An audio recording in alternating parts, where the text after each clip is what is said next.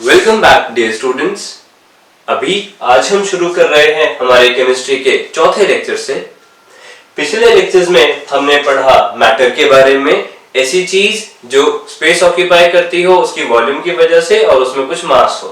फिर उसके बाद हमने उसकी प्रॉपर्टीज के बारे में पढ़ा, जिसमें हमने देखा कि उसके जो पार्टिकल्स हैं वो एक दूसरे को अट्रैक्ट करते हैं, उनके अंदर स्पेसेस होती हैं, कंटिन्यूअसली मोशन में होते हैं। फिर उसके बाद हमने देखा स्टेट्स ऑफ मैटर, यानी कि फिजिकली क्लासिफाई किया कि मेरे पास मैटर को हम फिजिकली क्लासिफाई कर सकते हैं as solid, liquid, gas, plasma और बोन्स आइंस्टाइन कंडेंसेट के अंदर।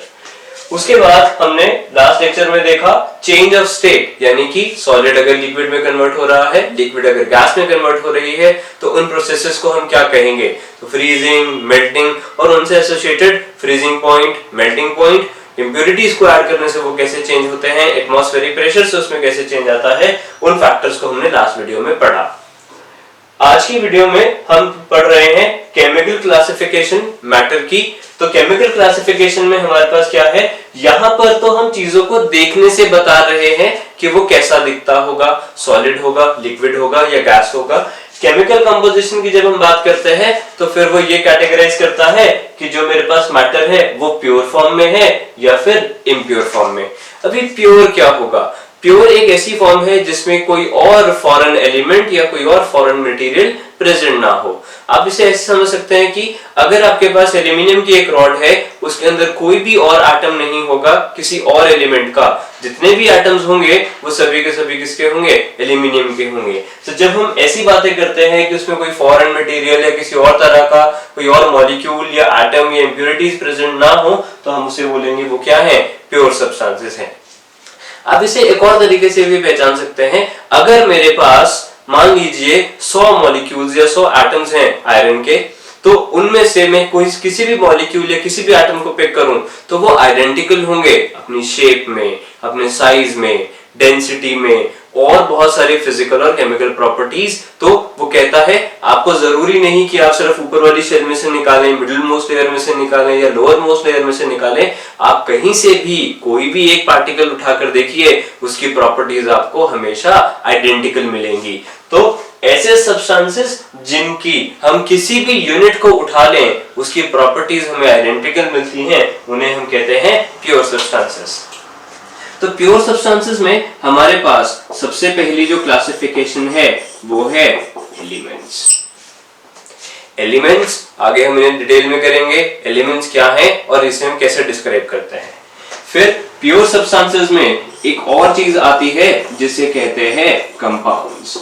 अभी ये थोड़ा सा कंट्रोवर्शियल है, बिकॉज ज्यादातर लोगों का कहना है क्योंकि कंपाउंड एक से ज्यादा एलिमेंट से मिलकर बने होते हैं तो वो कभी प्योर नहीं हो सकते, बट ऐसा नहीं है।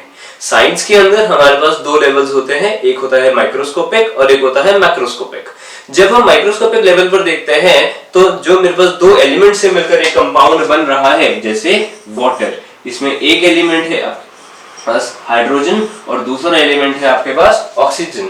तो माइक्रोस्कोपिक लेवल पे तो मैं कह सकता हूं क्योंकि दो अलग अलग एलिमेंट है तो ये इम्प्योर बन सकता है, पर क्योंकि जब हम कंपाउंड की बात करते हैं और हम मैक्रोस्कोपिक की बात करते हैं तो मैक्रोस्कोपिक में वो ये बोलेगा एटम के बजाय वो बात करेगा मॉलिक्यूल की, कि मॉलिक्यूल जो है वो हमेशा किसका होगा, वाटर का होगा। तो अगर आप इसका कि जितना मर्जी क्वांटिटी ले लें, इसमें कोई और मॉलिक्यूल प्रेजेंट नहीं है या फिर हाइड्रोजन और ऑक्सीजन के अलावा और कोई एटम प्रेजेंट नहीं है, इसीलिए भी हम इसे क्या कह सकते हैं, प्योर सब्सटेंस कह सकते हैं।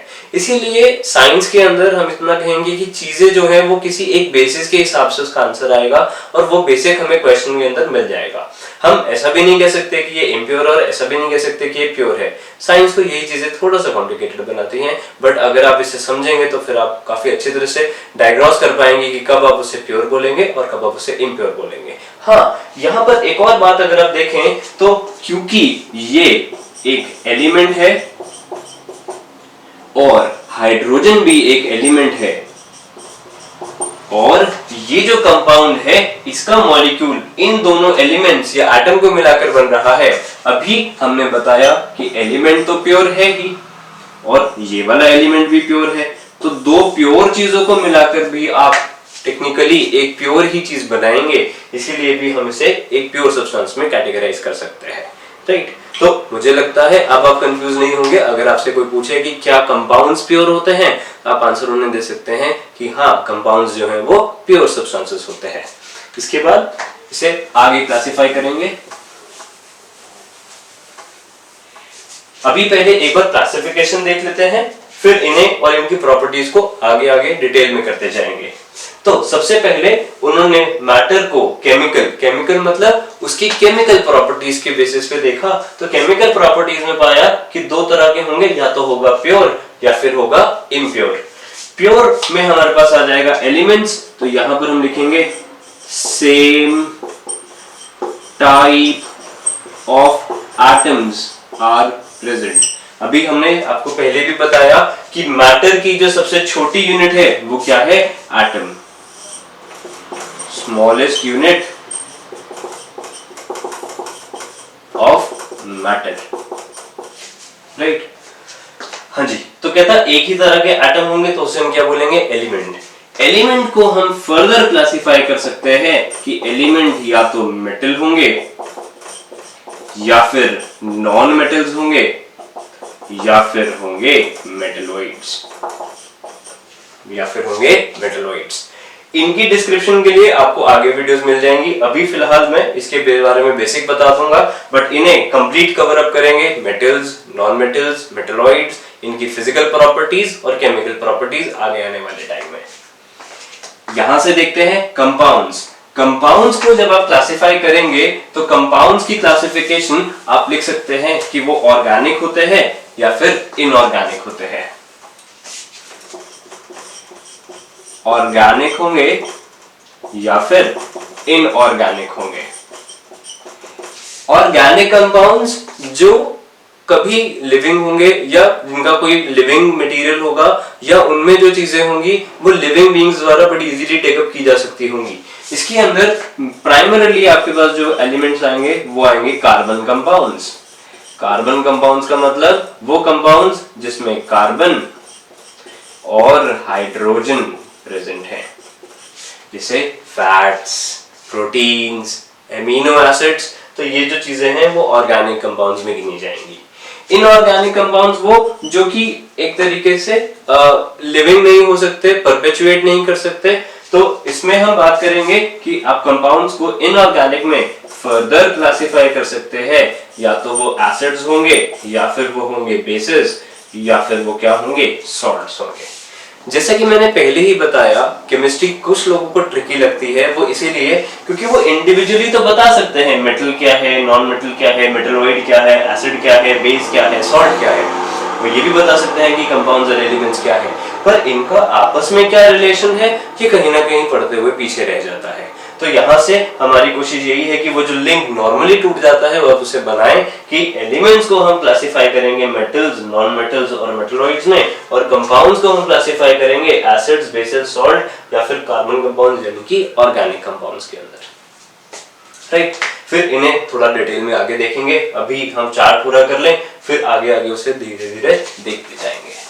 फिर इसके बाद यहाँ पर जब हम कभी भी एटम या मॉलिक्यूल की बात करते हैं तो आपको पता होगा कि चाहे वो कोई एटम है या फिर वो मॉलिक्यूल है, दोनों के बीच में एक बॉन्ड प्रेजेंट होता है जो उन दोनों को क्या करके रखता है, एक दूसरे के साथ बाइंड करके रखता है।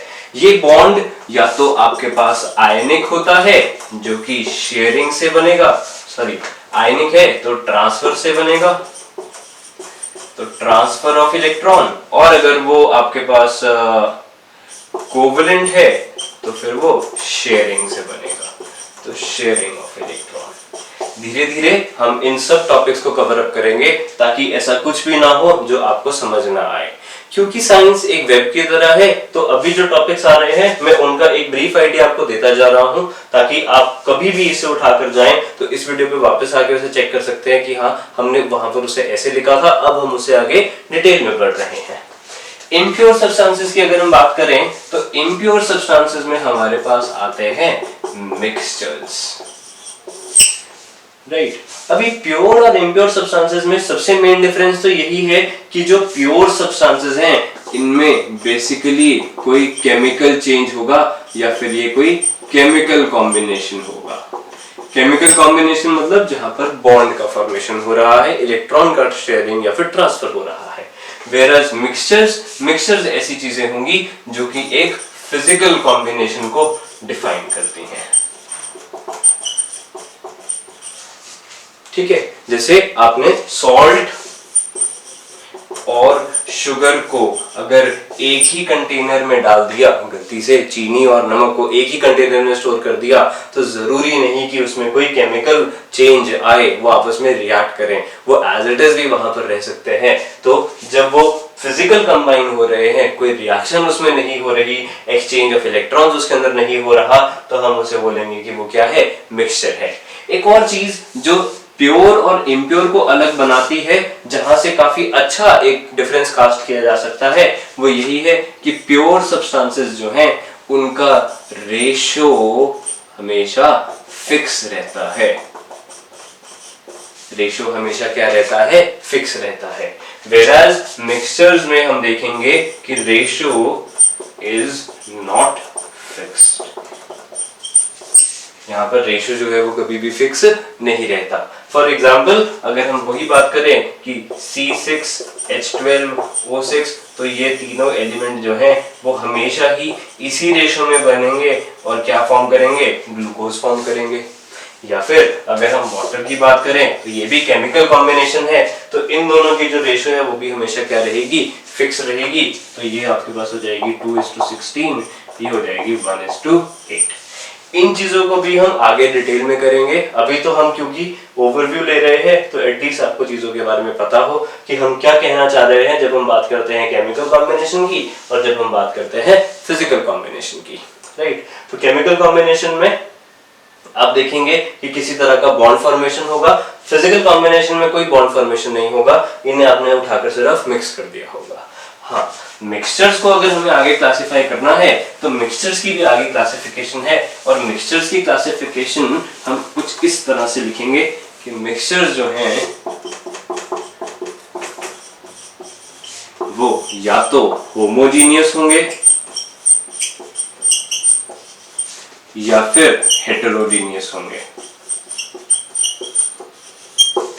राइट, होमोजीनियस होंगे या हेटेरोजीनियस होंगे। होमोजीनियस ऐसी चीजें जिनमें हम बताएंगे कि कंपोजिशन जो है वो सेम रहती है थ्रू आउट। तो same composition through out, same composition through out, right. For example salt solution. तो अगर आपने सॉल्ट को अगर वाटर में लिक्विड में डिसॉल्व कर दिया तो फिर वो एक परफेक्ट एग्जांपल है होमोजेनियस का, क्योंकि उसका जो टेस्ट है वो थ्रू आउट द सॉल्यूशन क्या रहेगा, सेम रहेगा। इसीलिए इसकी जो फर्दर कैटेगरी होगी वो क्या होगी, सॉल्यूशन होगी। हेटेरोजीनियस जिसमें कंपोजिशन वेरी कर सकती है, वेरिएबल कंपोजिशन हो सकता है, तो इसको हम फर्दर क्लासिफाई कर सकते हैं एज सस्पेंशन एंड कोलॉइड। जो मिक्सचर है या तो वो सस्पेंशन की फॉर्म में प्रेजेंट रहेंगे या फिर कोलॉइड की फॉर्म में प्रेजेंट रहेंगे। तो यहाँ पर आप किसी भी रेशो में उसे मिक्स कर सकते हैं, राइट। तो अभी आज के लिए हमने इतना ही किया कि मैटर को हम पहले फिजिकली क्लासिफाई करेंगे तो solid, liquid, gas, plasma, Bose Einstein condensation. Chemically जब हम उसे करेंगे तो प्योर और इम्प्योर सब्सटेंसेस। प्योर सब्सटेंसेस को हम फर्दर बनाएंगे तो एलिमेंट्स, फिर मेटल्स, नॉन मेटल्स, मेटलॉइड्स, फिर कंपाउंड्स, एसिड्स, बेसेस, सॉल्ट और इनऑर्गेनिक में कार्बन कंपाउंड्स, फिर मिक्सचर्स, फिजिकल कॉम्बिनेशन, सॉल्ट और शुगर। आप इसमें एग्जांपल ले सकते हैं, और इसमें यहाँ पर क्या आ जाएगा, हमारे पास रेशियो जो है वो फिक्स नहीं होगी। आगे जो फर्दर टाइप है मिक्सचर्स के वो होगा हेटेरोजीनियस और होमोजीनियस। होमोजीनियस जिसमें कंपोजिशन सेम रहती है, इसकी कैटेगरी है आगे सॉल्यूशन। हेटेरोजीनियस जिसकी कैटेगरी हमारे पास क्या है, सस्पेंशन और कोलॉइड। आगे वाली वीडियोस में हम इन्हीं को ही थोड़ा सा डिस्क्राइब करेंगे। आई होप आपको ये क्लासिफिकेशन समझ आ गई हो। क्लासिफिकेशन समझ आएगी तो आगे की चीजें भी समझ आएगी। Thank you.